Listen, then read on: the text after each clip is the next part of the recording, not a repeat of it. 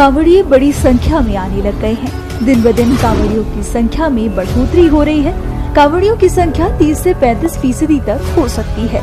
वहीं जल्द ही डाक कांवड़ का आगमन भी शुरू हो जाएगा, जिनकी यात्रा डीजे के साथ आगे बढ़ती है।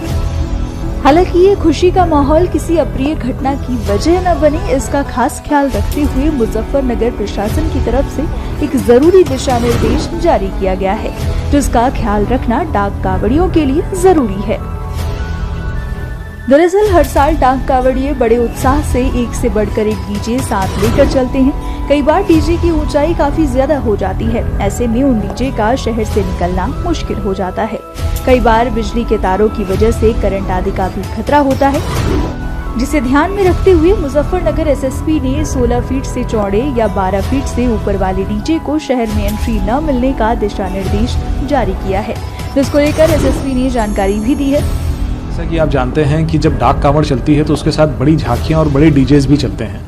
तो इसमें जो हमने पिछले बार का ट्रेंड एनालिसिस किया तो कुछ डीजे इतने बड़े हो जाते हैं कि वो शहर में जो हमारी रोड्स हैं उसमें वो अकोमोडेट नहीं हो सकते। उनकी वजह से सिविल इंफ्रास्ट्रक्चर को तोड़ना पड़ता है या फिर रेलिंग्स काटनी पड़ती हैं। तो पिछली बार भी ये व्यवस्था की गई थी कि जो 16 फीट से ज़्यादा चौड़े या 12 फीट से ऊपर व्हीकल को इंक्लूड करते हुए, मतलब ये जो साइज है ये जमीन से लेकर ऊपर तक है, अगर इससे बड़े होंगे तो हम उनको शहर में नहीं आने देंगे, क्योंकि हम शहर में उसको अकोमोडेट नहीं कर सकते हैं।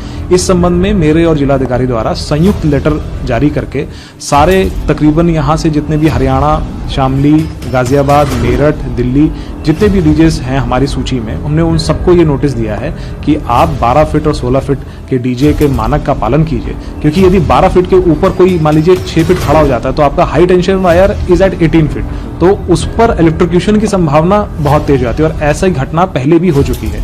तो उनकी स्वयं की सेफ्टी के लिए और पब्लिक अवेयरनेस के लिए, और ताकि जब डीजे शहर में आए उसमें कोई प्रॉब्लम ना हो, आम जनमानस की सेफ्टी के लिए ये निर्देश जारी किए गए हैं और मुझे पूरी उम्मीद है कि इसका पालन किया जाएगा।